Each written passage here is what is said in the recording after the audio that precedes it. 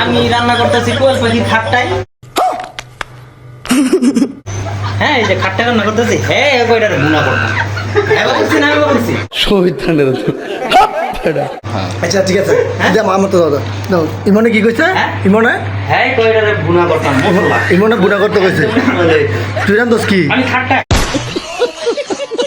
তা আর এটা মধ্যে লেবু ভাত দিতে কেন ও এদিকে জীবন মাংস মুরগির ভিতরে লেবু পাতা দিতে, কে কইছে কাউসার পেটের ভিতরে লেবু পাতা দিতে।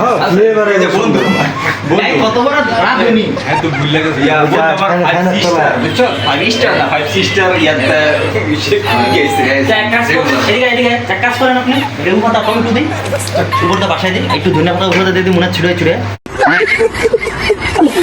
আমরা সারা জীবন খাইছেন লেবু পাতা দিয়ে বসা মাছ ভালো জিনিস তো রান্না করে তার মানে উনি লেবু পাতাটা মুরগিটা খায়। এই যে একটা বিষয়, এই